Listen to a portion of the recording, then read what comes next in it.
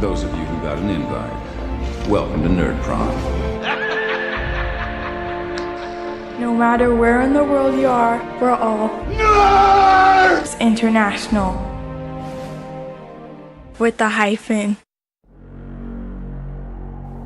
Nerds International proudly presents. We want to take you on a quest for knowledge. One that will take us from ancient medieval fantasy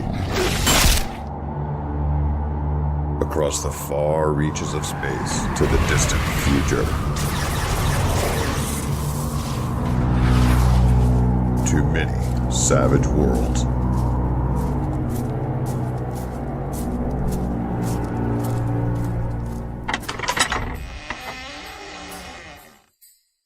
Welcome to the Wild Eye Podcast. This is a podcast dedicated to Pinnacle Entertainment's savage worlds, aimed at beginners and veterans alike. What's going on? Eric Lamoureux, Harrison Hunt, Manuel Sams. You're all looking very svelte and sweet today. Wow. Do we make you horny or something? Wow, I think we might need to go back to the first one now. So this is the second time we've tried to do this intro, and Eric's ruined it again. Never mind. Would it be wrong if I said yes? Well, no, we're all grown men. You know, it's fine. It's consensual. So, it's been 2 years now since the birth of this show, right? Started by Jamie Pearson and Blaine Wagner, and we met them at Con on the Cob. Great time. So, thanks to those guys for starting that great show. Or is it great? I don't know. It's a show anyway, right? It's our show. And then, a year with Gary and Harrison. Of course, a year ago, we had Nick on the show with us. No longer on the show, but he's left his mark, right? He's contributed to the show. So thank you, Nick. For about, 6 months now? Manuel's with us, right, over the summer? I can't remember. 2 years for the show, and if I look at the stats right now, for the show, we've released 65 episodes. This is going to be the 66th episode. Even though it's episode 39, we've released quite a bit of bonus episodes. Our mandate, dictated by Gary when we started, we were going to release an episode, 2 episodes a month. And we stuck to that. We still release an episode every other week, and then some, because when we took over a year ago, there were 14 episodes. So we've released. This is going to be the 52nd episode that we've released in a year. So Jesus. That's pretty amazing. So congrats to all of you. Thank you for helping make this show. I was going to say great, but it might not be great, but it's a show. Thanks for making it a show. No, I mean, you've got, like I said before, you've got Gary getting up at 4 a.m. to be on this show and helping with the gifts. We're going to talk about this in a little bit, but the contest, that gift was made possible by Gary, of course. We appreciate that, of course, and the one who's going to receive that box set is going to appreciate it even more. So thank you, Gary. I slept with that rift box. It's been in my bed. And then Manuel, who brings his expertise with the system, been running it for a few years. So it's good to have someone to bounce ideas off of. And of course, the one sheet contest, that was all him, all the layout and all that turned out great. So, I really appreciate that work. The work you put in, the work you don't spend with your girlfriend, the time you don't spend with her, I mean. And finally, probably the main contributor to this show, who does more than I do. Harrison, thank you for all the mixing, all the time you spend recording jingles. I know that's a lot of work, and I'm sure listeners really appreciate that. I think I don't listen to that many podcast, but I think it's something that really puts us apart in the podcast category, like something we do that not many other podcasts do. So thank you for your skills and your hard work, man. That's all right. Well, believe it or not, I don't actually do it. I just get I've kidnapped a little Chinese kid that I get to do it, so it's all right. Man. But anyway, so speaking of that Rift box set, we were we've been poring over the results that we got in. We got a lot of entries, didn't we? How many did we get? 19. Jesus. And a lot of people put a lot of effort into those. I mean, we did get some rubbish ones too, I'm going to be honest. You know, shape up or ship out, right? You know, come on. But we got some amazing ones, and we've been doing a little voting system that Eric came up with. It was pretty cool. So Manuel, Gary and I didn't know who wrote them, so we couldn't be biased. And then we went on and voted. We rated them. What were the rating systems again, Eric? Well, Manuel came up with that sheet, that Google thing. Maybe he can explain it.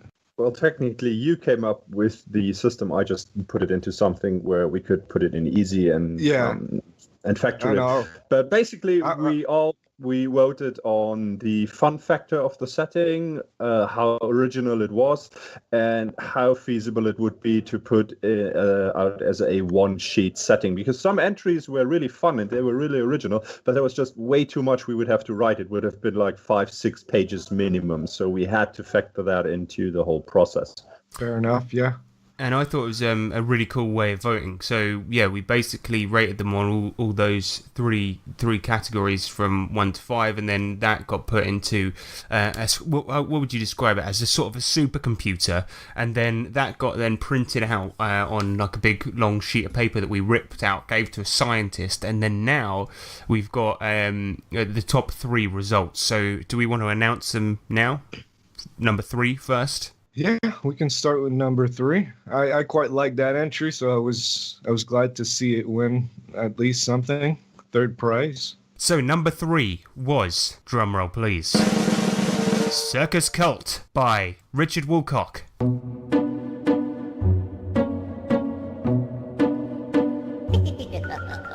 The player characters are the main acts in a travelling freak show. They may be acrobatic midget clowns, fire-bearded ladies, 3-breasted contortionists, lobster-handed strongmen, or perhaps something even weirder.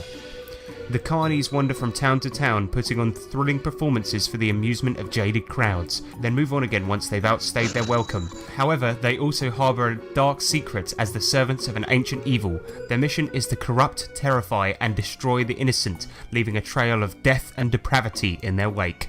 I read that and I could see it in my head that it would make a great one-sheet setting, I think. I think that when you have a good one-sheet setting like that, the idea of playing as something a bit out there and a bit weird it gives it that one-sheet ability kind of thing, because it's an instant setting where you go. You can describe it very quickly like that, and that was why I think that one was such an easy sell to me, because it was like, okay, you play as freak shows creating carnage, and I was just like, instantly I was just like, you can describe that to your players in a second, and that's why it's so good to me. And I think that would be immense fun to play, very cathartic type thing, and I think that would be really, really good. Absolutely. So you will get your one-sheet setting made into a one-sheet setting by us. The idea, made into a setting by us. 3rd place is 3rd place, right? Exactly. It wasn't good. It wasn't good enough. Come on, step up. Don't worry, Richard. You get subpar one-sheet creators making your one-sheet from the master of making one-sheets. You get abysmal writing and cheap knockoff, not even using Photoshop graphic skills, working on your one sheet. What else could you wish for Christmas? Great. Second prize, which was the $20 gift certificate to Drive Through RPG. Drum roll, please. Savage Wonka, the Sugar File. Come with me, and you'll be in a world of pure imagination. Make up, and you'll see into your imagination. And sugar is an abbreviation, and it's not explained in the text, so we got to come up with something funny for that abbreviation. So thank you very much. Eric, who wrote Savage Wonka? That would be... Actually, it's funny because the guy who submitted that he wrote to us saying that he just recently started listening to the show, so he got on that contest, and his name is Taylor Harless. So he's only a new listener? Yep. Well, can we strike this entry then? Get rid of it. Yeah, just reward somebody who's been with us for a while. Maybe even a patron, somebody who actually gave us money. Yeah, somebody who gives us the biggest amount of money. That would be good. No, sorry. Yeah, read out his entry. Willy Wonka lied. He had to, really. The truth about what happened on that space station was just too gruesome to be revealed. Built as a saccharine Shangri-La among the stars, the Wonka Space Hotel had attractions for all tastes and flavors. Cotton candy rapids, a gingerbread village, even the Big Rock Candy Mountain itself. But the arrival of the Vermicious Nids and their murder of 24 staff members brought plans for the hotel to a bitter end. Wonka began to plan a response in force immediately and hired former OSS agent Roald Dahl to write the book Charlie and the Great Glass Elevator as disinformation in case what really happened ever leaked out. But truth is always stranger than fiction. The PCs are members of Sugar, a crack squad of Oompa Loompas trained to take on the new threat from space. Commandos wielding the latest in confectionery firepower, Psy Warriors with coordinated song-dance routines, and Flavor Mages harnessing the elemental power of the 5 tastes. Yet none of their training could prepare them for the horror that awaited them aboard the hotel. Yes. Thank you. Not you. That was. I was applauding the one she. Taylor, that was hilarious. Okay, look, he does deserve it after all. But that's such a good entry. Really, really good. I love the idea of the confectionery firepower and flavor mages. Yeah, I thought that was funny, man. The candy stuff, like in the commoner setting that I created. I didn't create, but that I built some stuff for. There's a bunch of food mages. I've got the flour, or not like the dessert mage, and then there's the regular mage. He's got like spaghetti strands and stuff like that, and meatballs, and that he can cast some meat bolts, basically. So yeah, when it came to the idea of playing an Oompa Loompa, do you guys remember the old Willy Wonka, like the original one with the big fat, like berry-looking Oompa Loompas? How cool would it be to play one of those guys and then be able to like shoot people with like candy and stuff? I was like, that's well done, man. That was pretty slick. Maybe the song singing could be one of the trappings of like the ritual of how you do the magic. Yep. Yeah, funny anecdote. I mean, we at Con on the Cob, we were running my gangster game, and then Gary started busting out everybody was kung fu fighting, and we all started singing at the table, so I could see something like that with Oompa Loompas singing. And number 1, drumroll please. Elmcroft, Assistant Living of the Damned. This is epic stuff. The players in this story take on the role of the elderly, placed into the care of this facility with a dark secret. Each of these heroes must have the elderly hindrance and can have up to 5 advances to show they've been around for a while. In those 5 advances, they may distribute the edge purchases, only ignoring rank requirements for the edge to represent being around for a long time. The heroes playing these elderly characters in an assistant living facility begin to discover that some of the other residences have gone missing. They start to investigate like old times and stumble onto a plot that is using the residents to bring forth a dark god. Some of the elements that I thought would be interesting in this final scene being a dramatic task trying to stop the evil ritual from completing. The inspiration for this was Bubba Hotep. Man, we had a good chuckle about this yesterday with some of the sweet hindrances that we came up with. That was good stuff. Oh yeah. This has got a lot of promise. This one, I think that when it comes to making this setting, we're gonna have a very, very good time. Reading this, you think it might just be a one-sheet adventure, but you can really run a whole campaign around that premise. You know, they're stuck in that place, which is a great plot device there, because you keep the players in the same the same locations. They can't leave the retirement home, and they're stuck having to investigate and protect themselves against a dark cult, probably, that's trying to, bring forth a dark god. So I think it's got a lot of possibilities for a whole setting. And who wrote that one, Eric? That would be Jacob Stick. And how long's he been listening? So you're going to win that lovely Rifts box set that Gary has made sweet, sweet love to. And I really hope you enjoy it, mate, because it's good. It's a good box set. I learned that the box set is sold out. So this might be the only box left in existence, not already owned by someone. Yeah, I've seen that on pretty much every single website in the UK. It's gone. It's gone, mate. So enjoy that. It's also the only one in existence that's been in Gary's bed. So that's a one of a kind. Yeah, thanks everybody for all your entries. 19. That was quite the tally there. There was some really good ones. Maybe you guys can go over one that didn't win, give the gist of it anyway, that you thought stood out, that you quite liked. I know Gary, maybe it's a Canadian thing, but he quite liked the slap shots and slew foot one, right? Well, I'll give you my quick rundown of what I thought of some of them anyway. Like, I didn't know Richard had written the one with the sideshow. But that's so right up my alley. The only problem that I had with it was that I just can't see my, like, sitting down and playing with a group that would just constantly go kill people and do bad stuff all the time. You know what I mean? I even wrote, I'm like, I put number 12. I'm like, yeah, you cross this with Slapshot and you have an effing winner. Sideshow freaks that go town to town solving crimes. I'm like, winner.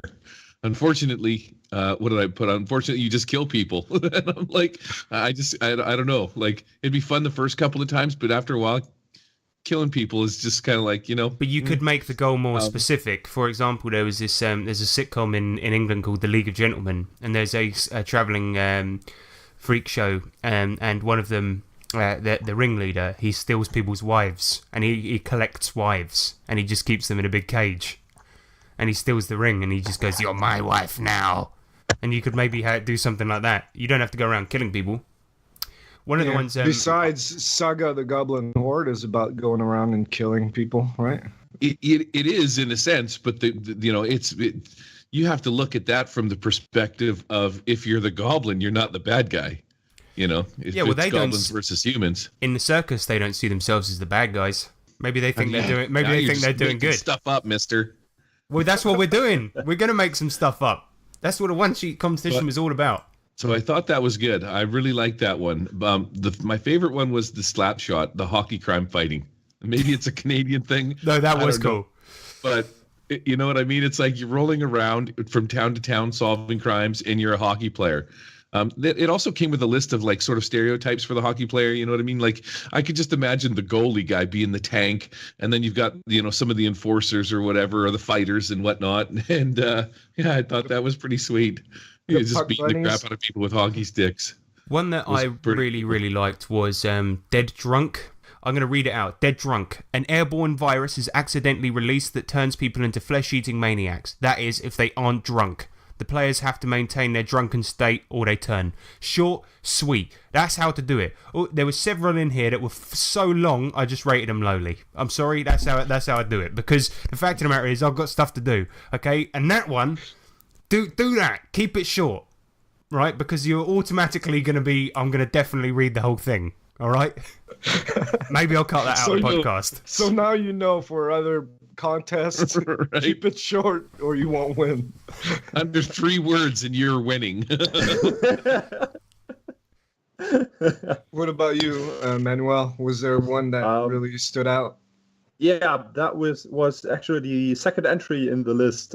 Didn't come with a name. And so, yeah, if we do it, I'm just going to read that one out. Number 2. Earth has been invaded by alien life. The catch is the alien parasites are entities of pure consciousness. They infect human psyches and feed off the thoughts of their hosts. The human host is rendered comatose and slowly dies.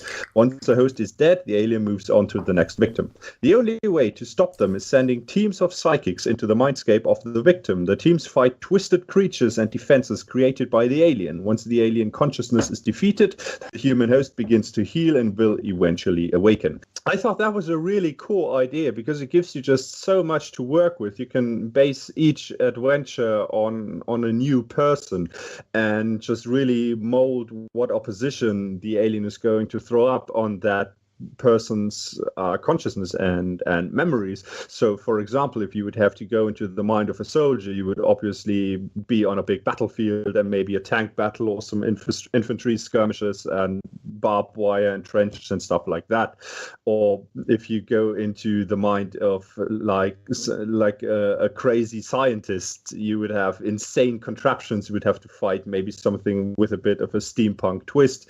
Or if you go into the mind of a psychologist or a psychiatrist, you would have these crazy worlds where basically anything is possible.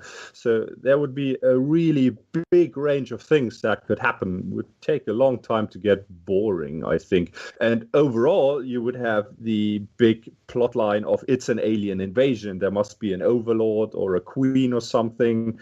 We can stop to make the aliens infect humanity. So you would be able to play it as a campaign with a definitive end. And I really liked that idea. And that was the entry I rated basically, 10 out of 10. We didn't have 10 points, but if we would have had 10 points, it would have been rated 10 out of 10. What stood out for me was how creative our listeners are, and some I suspect might be using drugs. Almost definitely. Having a look at this list, I think all of them are. I also realised that maybe I'm quite shallow because I thought I tended to favour the ones that had a funny title. I know that's kind of dumb, but like I thought, if you're not doing anything to grab my attention, then and I thought because Wonka the Sugar Files, where they've made sugar like an acronym. I thought that was so funny. I was like, this one's getting a few points because of that. Colossal Squid League Alpha as well. I thought that one's got such a good title, even though it was a long one. I'm going to read it till the end. You should not be allowed to vote on anything, dude. It's a catchy title, and 3 words after it, it's like winner. I like people that respect my time. Come on. Did you vote for Brexit because you thought it was such a catchy name? Right? Listen, I've never watched anything on Bretflix, but I intend to one day. Well, the funny part for me was that I knew who had submitted those, and some of them were submitted by friends, people we know, and that's why I wanted to keep that hidden from them. But what was funny is that some of you guys... Yeah, my best mate sent one in, and I rated it really lowly. Yeah. Sorry, James. Which one did James submit? Trapped Inside. It's actually pretty good, but I thought that there was too much preamble at the beginning, and so I didn't really read all of it. I shot it right down the middle, and my notes say Trapped, just so that I could remember which one it was. I'm like, interesting, could be fun or funny, but I just see a lot of vaginas and assholes, though. So it was all about being trapped inside a big monster, and yeah, I mean, you know me, I'm a big Vor fan, but the fact of the matter is that it starts with you play in a group, waking up inside an unfamiliar cave. It smells odd. Grumble. Was that your stomach? You're inside a living being. How? Why? And I just thought, all right, enough. Come on. You could have summed that up in one sentence. Next one. Too many words. That's what you thought. Too many words. I think most of the Savage World setting on my shelf should be one sheets. 50 fathoms, one sheet. When I read it, I'm like, trapped inside. Like, if you're trapped inside, to me, that means you're trying to get out. And there's really only 3 exits, maybe, on a human body. I guess you got more than that. You got mouth, nose, ears. But I just figured, knowing me, you're usually going to end up coming out one of the more or less appropriate holes. Yeah, well, you roll a D12. I was like, you see which hole you're going to come out of. End of story. That's what's it? A 10-minute session. Come on. Try harder. Wow. And then there was Gary with Tony Fanning's entry. He gave it all once. Which one did Tony write? Gaia's Avengers. So there it is for the contest. That was fun, and we'll have a new one coming up pretty soon. Here, we're gonna announce it probably next episode, if not the next year. And this one should be a lot of fun too. I'm excited about this one. I'm actually gonna have to put some work into this one though, which I don't like. Yeah. Maybe do some reading, a little more than 3 words worth. I'm going to have to do some reading and some rapping, so that gives some people something to look forward to. But now it's time to run an ad. Do you live in Texas, wish you did, or think Texas is just plain cool?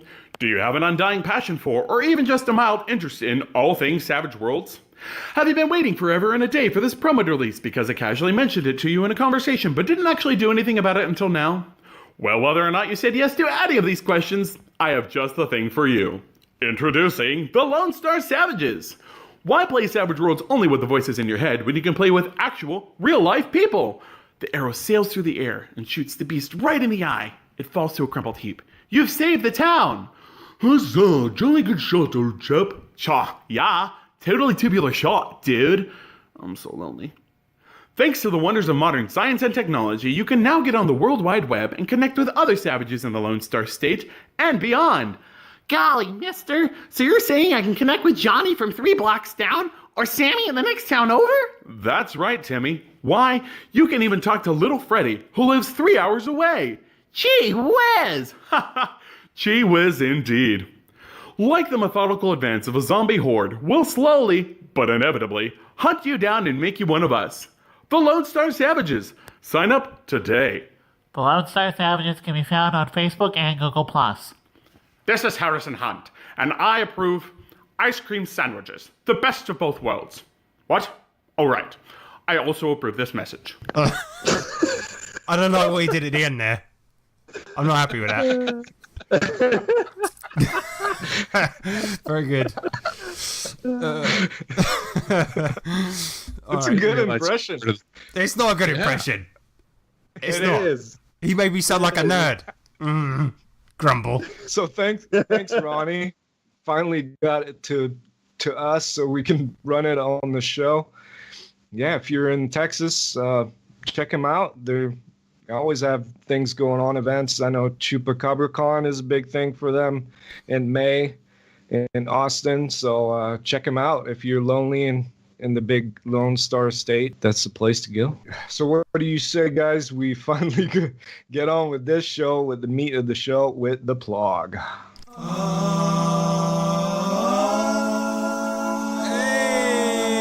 Hey, it's the podcast log. I wanted us to have this discussion about downtime in Savage Worlds. And, first, I was looking for a definition of downtime. And I decided to just come up with mine instead. It'd be easier.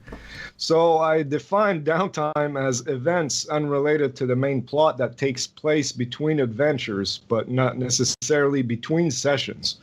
So in movies, this is often illustrated with montage sequences.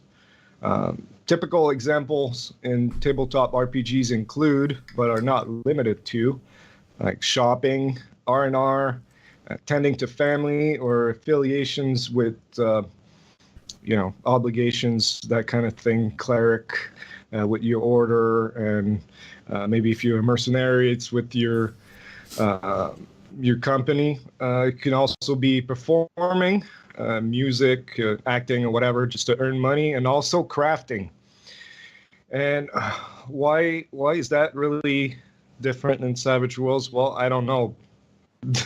The reason I'm bringing this up is, back in the day when we played, we sort of didn't know how to start a scene and end a scene. We pretty much role play everything that we do. So, GM's like, you get up in the morning, what do you do? Well, I wash up a little bit, I go eat breakfast, and we'd role play the whole thing, right?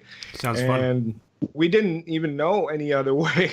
You didn't meet any other gamers back then, or we didn't. We learned together basically, and then so that was how I gamed for maybe the first 5-10 years playing RPGs, and then comes Savage Worlds, where you read the book. And when I started, that was before the deluxe edition. There was no interludes, no social conflict, none of that. And you read the book, and it's all about action, doing things, stunts, fighting, exciting cinematic stuff. And there was no mention really of downtime. So it made me think, well, maybe it's not really that needed, right? If it's not in the book, you don't need it. So the first, 3 years or so playing Savage Worlds, it was all campaigns. But then after that group sort of dissolved here. One guy was here for studying, and he left, and then the whole group fell apart, basically. So I went online and started running one-shots, and that's when downtime is even less important in one-shots. You want to skip that part because you only have so much time to play. So that sort of took a back seat in my game. There was no downtime really. It was one scene after the other. And then with Manuel and Harrison and Nick, Bill, we started playing Savage Warhammer. And that's when I started putting back the downtime, and that I realized how, I don't know if it's important, but it sure made it more fun. Like there was a session where you guys ran into, we were talking about sideshows, carnies and all that. You guys came into a circus and mingled with the crowds and just got to, I think that's when you started knowing your characters better. Role-playing your characters better. You got into the mood a lot more. So, well, what I want to ask you is downtime necessary in Savage Worlds? Are mechanics to handle downtime necessary? And, well, how do you handle downtime in your game? Maybe start with Manuel. Well, is it necessary? No, I think it's not, but that is maybe too general an answer. I would say it can enhance pretty much any game there is within any setting. Does it need rules? Not necessarily. I think in most settings it doesn't really need. You don't need any rules. You don't need rules for your characters to hang out with either the group or friendly NPCs, or just generally having a good time somewhere. There are settings where it can be beneficial to have something happen in downtime mechanically. A good example for that would be ETU, where you handle the actual part of studying and advancing your grades and advancing in your school career. All that happens during downtime. So it makes sense that there's actual rules for that, and it just ties in very nicely with the whole setting and with the whole setting rules. So Ed Wetterman did a really great job with the downtime setting rules in ETU. And there's also Beasts and Barbarians, where because of how the whole idea, the whole genre works, is you slay that evil witch king and you come away with piles of mountains of gold, and in the next session you're like, okay, we are basically back to square one. Maybe the barbarian has a shiny new sword and the Amazon has a really cool new bow that allows her to do really cool trick shots, but everything else is just gone. There was like riches of a king, and they are gone within 2 or 3 weeks. And that can be fun to do in a narrative style, but the way Beasts and Barbarians supports that kind of downtime with card draws is really fun also, because it gives the people, it gives the whole group an idea of where the narrative actually goes in that time.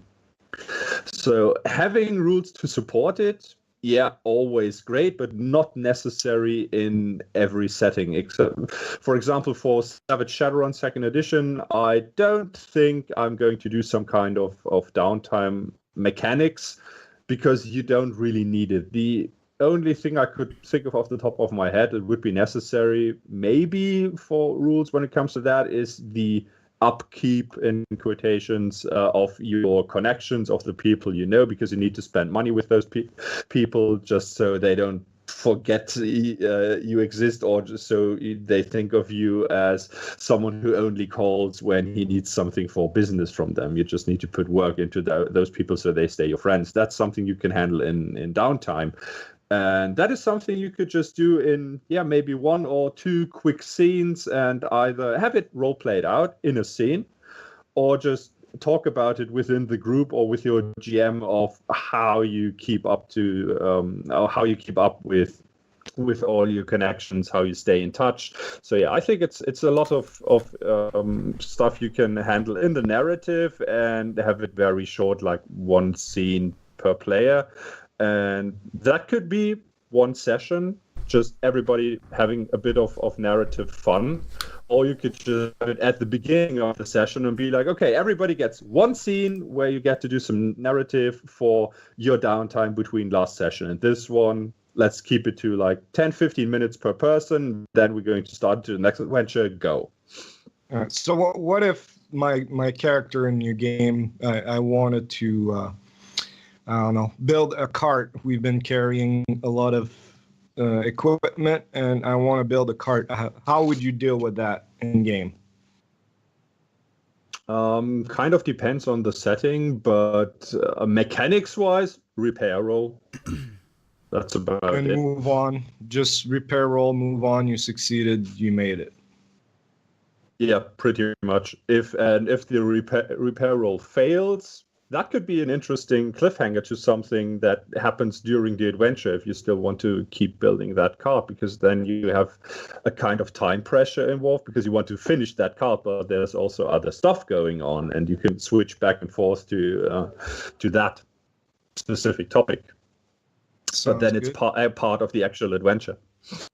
In Savage Worlds, how I tend to handle any downtime is similar to how you did it in your... Warhammer game, Eric, is if, say for example, we've got a break between an adventure and they've got time to look around the city, I'll just go around each player and say, okay, what is your character doing? What is your character doing? And do a quick little vignette and cut to what they're doing. And if there's any roles necessary or whatever, then I'll do that.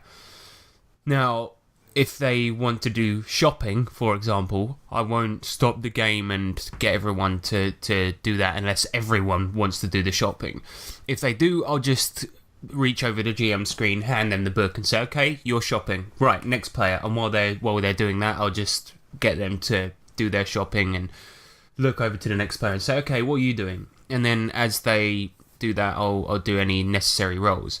The only thing that I sort of make a rule about downtime is that it should be any scenes that are interesting. Like you said, when we visited the carnival in Warhammer, that was an interesting scene. And when we did the scenes around the city, it was all stuff that was interesting.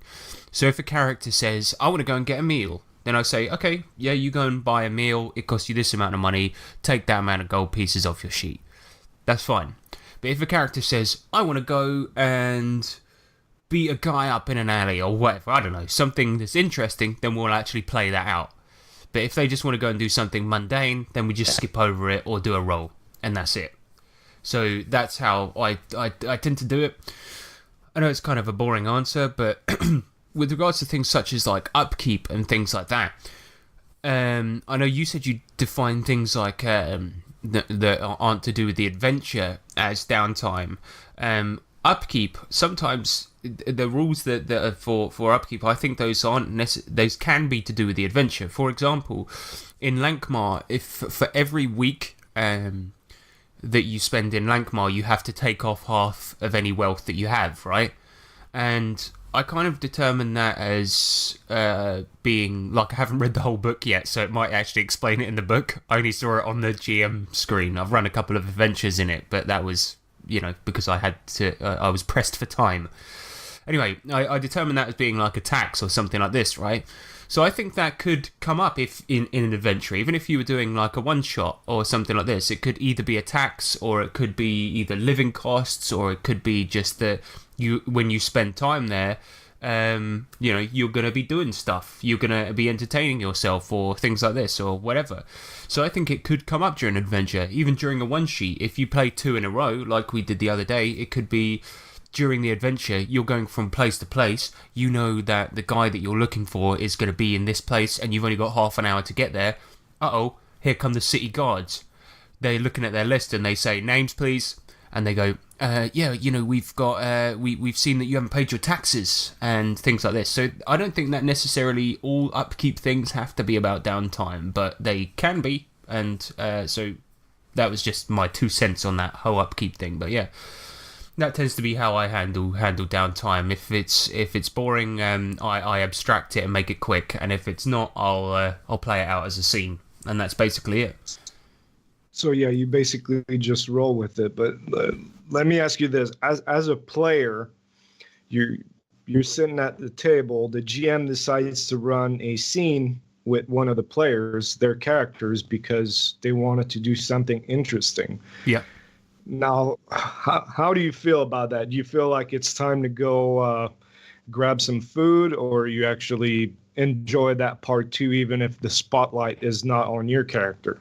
I tend to quite enjoy it. I think it's that you got to be respectful of somebody else's player. Do you know what I mean? If it's somebody else's character, the thing is, I like it if the GM's putting a spotlight on my character, because I like to put effort into my character and put effort into my scene. So if they're doing it with somebody else's character, I think I definitely can see at the table sometimes people get bored, And so if I'm running a scene with a character, I like to keep it short. If I'm running a downtime scene with a character, and for example, if we were doing a scene where the other day I was running a game with, I'm just going to say it wasn't Savage Worlds, but I was running Tales from the Loop, and all the kids at the end, I said, okay, what do you do when you get home? What happens with your parents when they get home? And we kept it just to a couple of minutes, and that was it. So each character said, okay, I get home, and I kick my feet up on my bed, and my dad's yelling, but I just slam the door. And I went, okay, cool, next character. And I just kept it swift and moved on so that people wouldn't get bored, because I fully understand that some people do. So I wanted to cater for people's low attention spans, just in case. I'm not saying that the people at the table do have that, but just in case. Because I understand that is something that people have. What about you, Gary? I forgot what we were talking about with my short attention span. Nice. Downtime for me is kind of like foreplay, in the sense that it can be fun when it happens, but really, let's get to the meat and potatoes of the situation here, right? That's good. Yeah, that was good.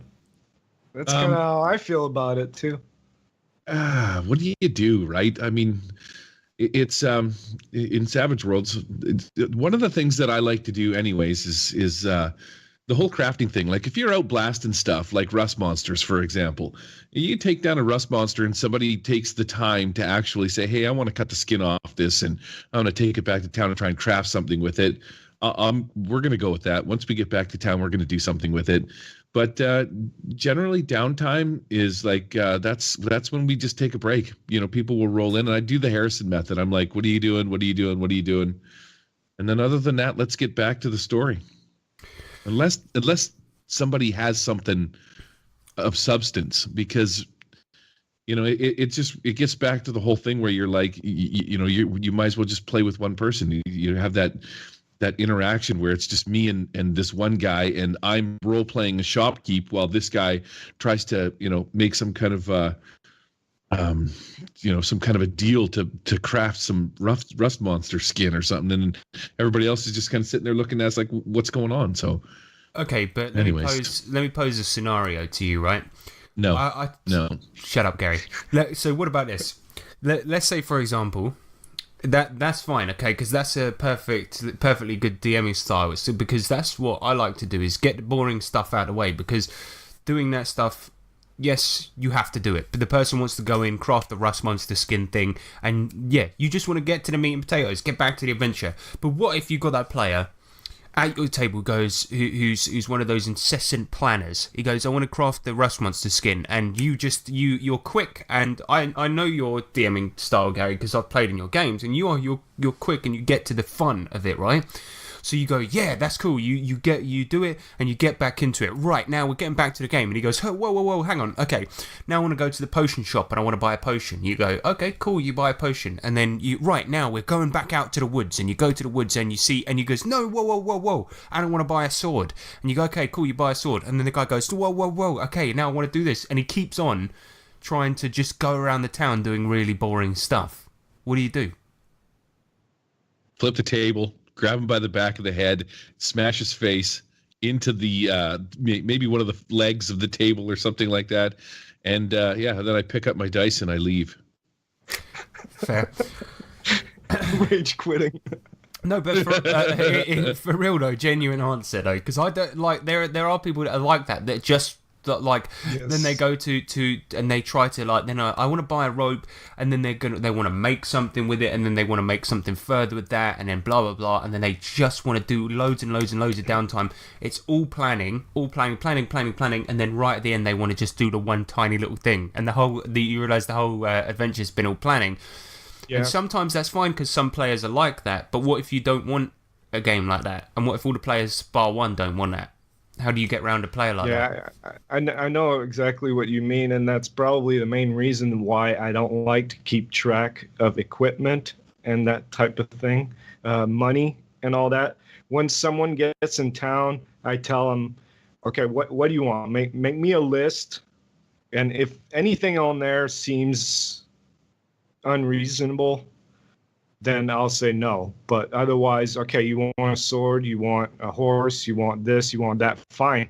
You get it. If you can carry it, just get it and move on. And that's why I don't distribute treasure or that type of thing unless it's an adventure, pre-made adventure where it tells me exactly what the treasure is. I don't bother with that because I know exactly what you're saying. That drives me nuts as a GM. I want to keep the pace going. I want to get back to the adventure, but there's always that guy guy that wants to buy everything, that wants to get to know everybody. That's not pertinent to the story at all. Yeah. So yeah, drives me. I feel nuts. A new character coming on in one of your games. Captain Shopaholic. Hi, my name's Danny Downtime. Danny Downtime. Yeah. Then you're gonna force me to roleplay every shopkeeper, and if they're not different from one another, you're gonna ask for my bennies or something. Only the sex shopkeepers, only those ones. Well, I liked it in the Kings of Convenience game that we played, where you tried to convince that card to come with you, and it took like 45 minutes, and then you got across the pond and then tried to convince the other guy, and I was just like, look, we've only got like another half an hour. We've really just got to go. I just had to say it because I was just like, we can't roleplay this one out, otherwise we won't finish the podcast. It changed my name in that game to Danny Downtime. Yeah. Yeah. So guys, before this show, I asked the community on Facebook and G+ what they thought of that, how they handled downtime, and a lot of people seem to say just hand wave. So basically, how we do it, more or less. Also, a lot of people mentioned the interludes, how they use that, especially at the beginning of a session. I think it was Ron Blessing and a couple other people also said they'll just turn to the player, ask them to tell them what they've been up to since the last session, make that an interlude, and move on. Benny, and move on. Great idea.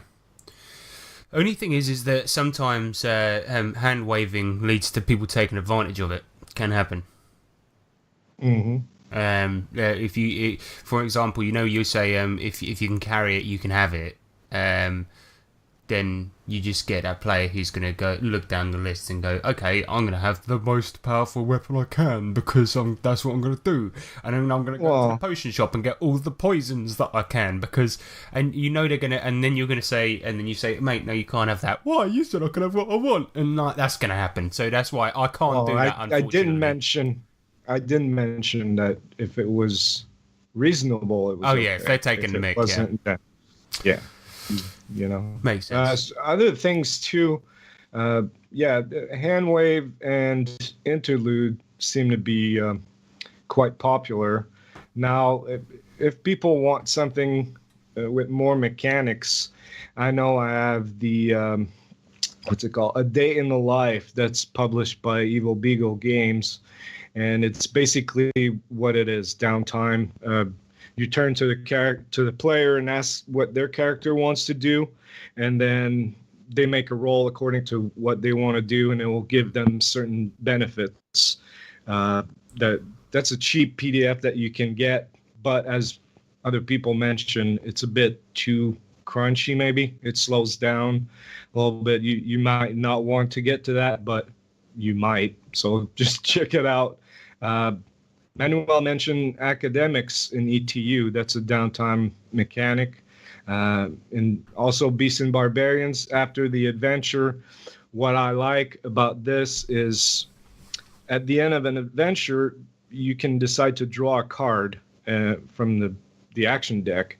And this will give you a kind of generic description of what happens to your character between the session. It could be you got beat up in an alley after gambling one night. It could be you made a new friend, that type of thing. And it's really generic, and it's up to the GM and the player to dress it up, make it more interesting. And this, in turn, becomes a new hook for a new adventure, which I like quite a bit. And I've used it a couple times. It's very fast. It's very simple. So look into that. And also, like Manuel said, that's almost the same rule in Lankmar, that you lose all your money in between adventures, and it's not really a tax. It's the fact that your whole goal, your whole life as an adventurer in those settings, is to earn a lot of money to live like a rock star, basically. You come back to town, you drink your money away, you gamble your money away, and you use it on companions. And that's why you're broke when the next adventure starts, which becomes your motivation to go on another adventure that you can party some more.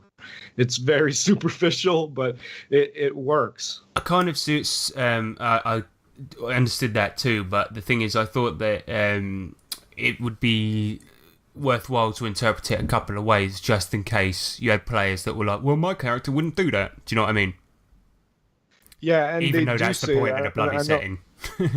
Yeah, and I know even in Beasts and Barbarians, there's a sidebar there that explains that this might not be for your group, and it's okay to just ditch that part. But then you have to be more careful on how much money you find on an adventure. Yeah. And Beasts and Barbarians, also the new edition, still coming out soon, has a rule for crafting, and it basically, the gist of it is, it's a dramatic task to craft something.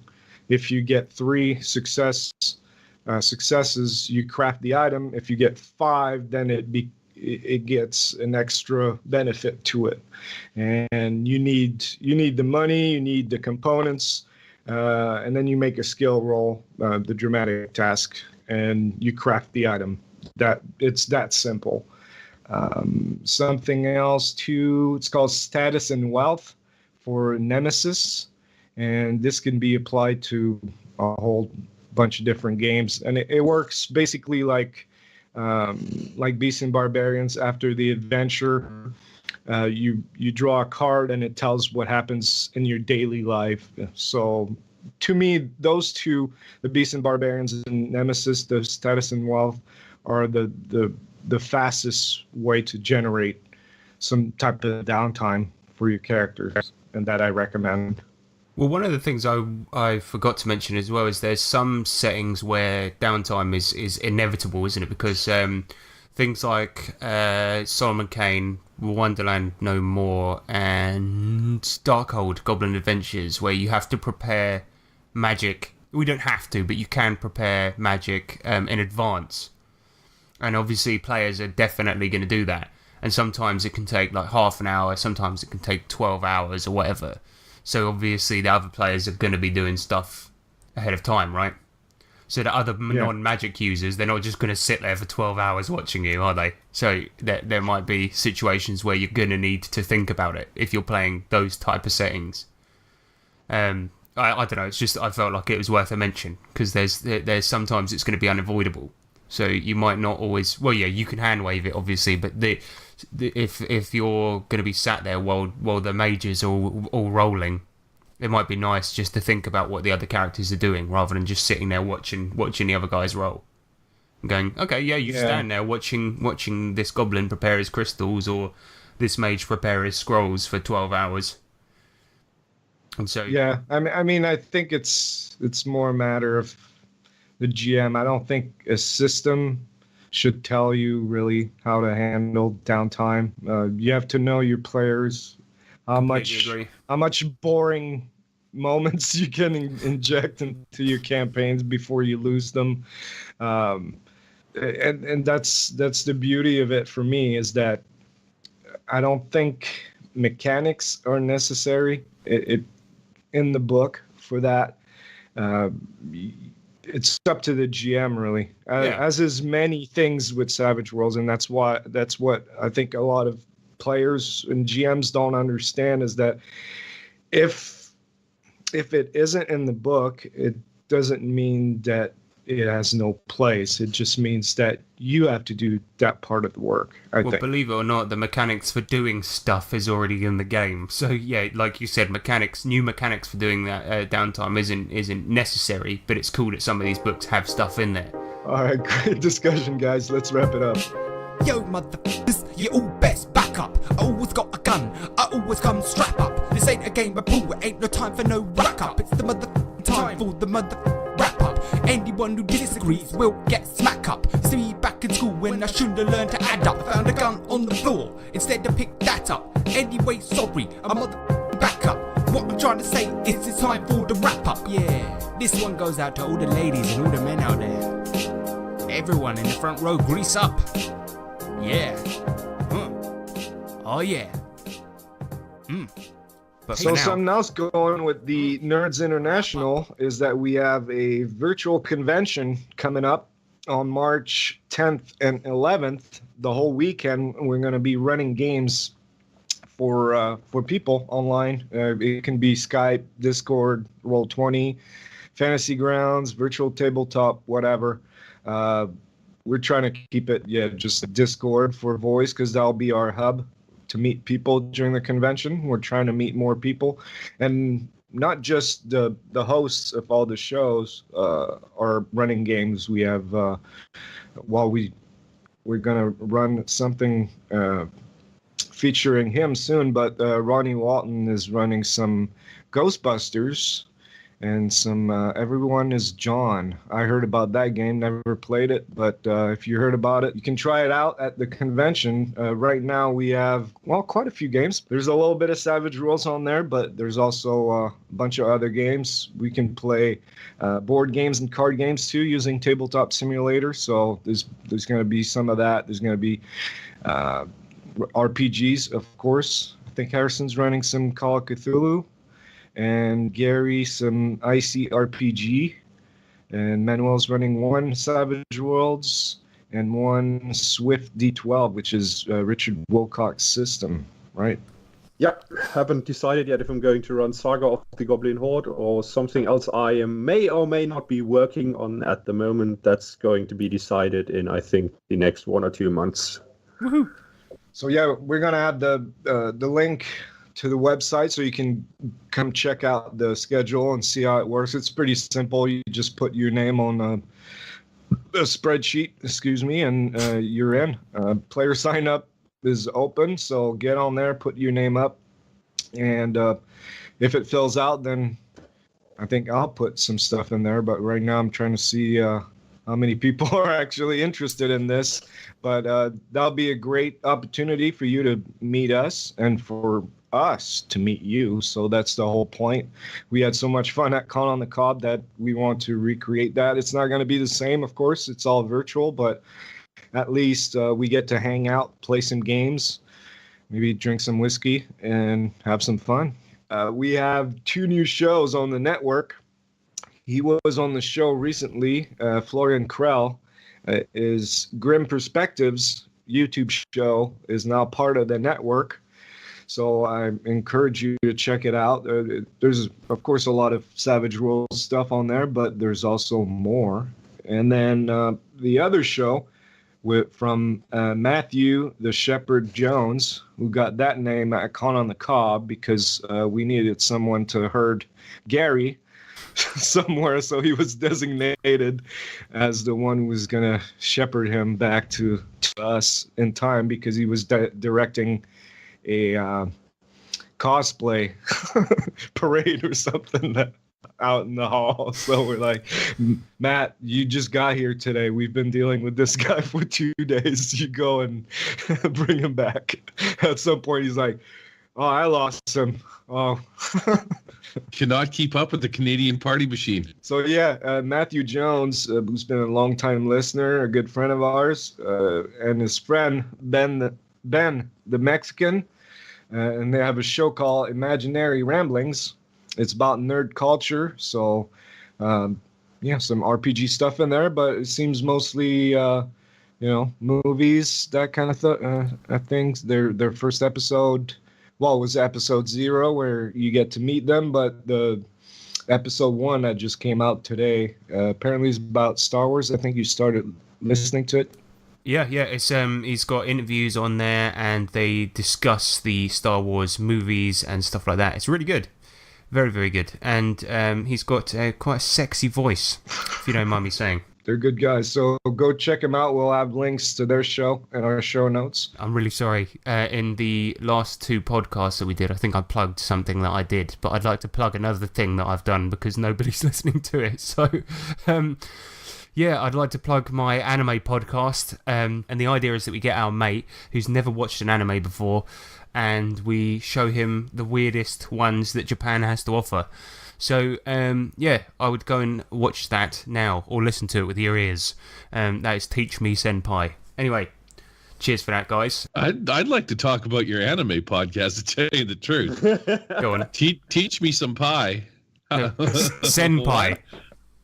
What does senpai mean? What does it stand for? It means like master. Oh, is that what it means? So it's like okay, so you're the master anime guy. Is that what you're getting at? Yeah, and we're teaching our friend sort of about anime in like a really terrible way by showing him really weird ones. And the funny thing is that Teach Me Senpai is a phrase that's often used for the cliche of romantic animes where there's like this awkward girl and she's totally starstruck with one of her teachers, and she just wants him to notice her. And there's actually some guy who's making a game out of it, and it's called Notice Me Senpai, where you play the awkward girl and you have to kill all the other girls in ways that look like accidents, so there's nobody else left as opposition, and you can just have your master all for yourself. There you go. But yeah, we're showing him this month. The next episode is going to be all about an anime called Kaijo, which is real messed up. I won't mention it on here because it's not very PG-13. But go and check out the podcast if you want to. Did you show him Rotsuki Dochi? Not yet, but we're going to.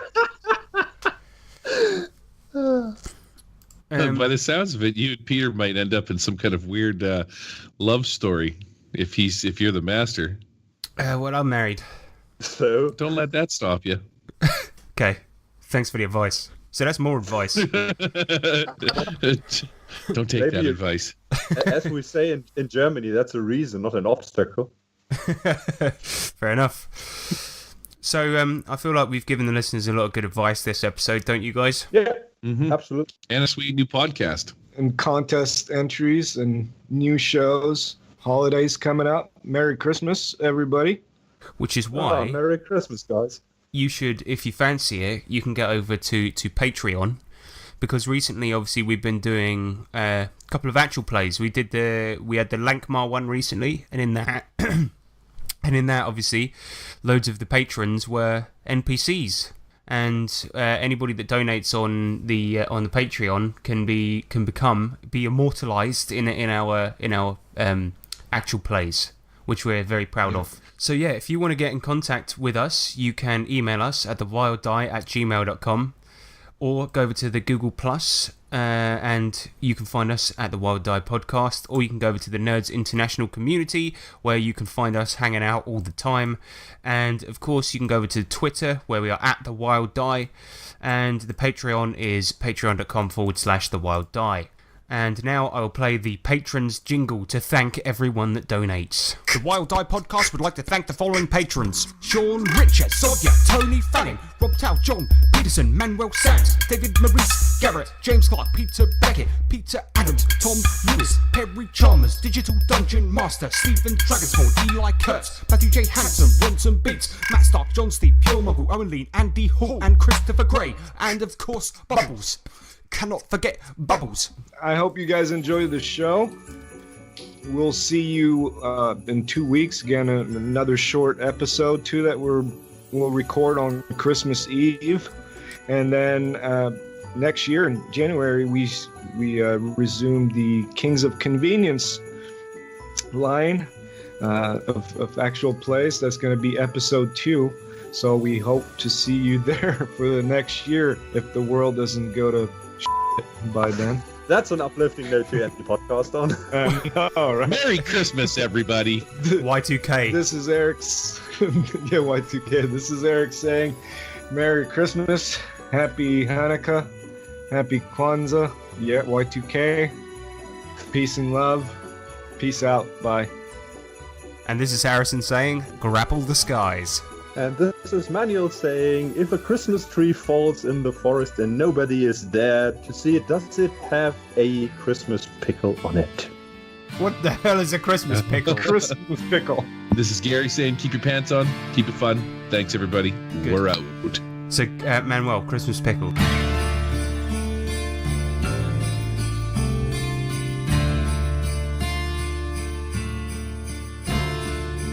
The Wild Die Podcast is not affiliated with or endorsed by Pinnacle Entertainment Group or official Pinnacle licensees. Any of the products mentioned on our show or appear on our website are the property and copyright of the respected owners. All music and artwork is used with permission of Pinnacle Entertainment Group. All items are used under fair use and educational and review purposes. All other items are the intellectual property of the Wild Die Podcast.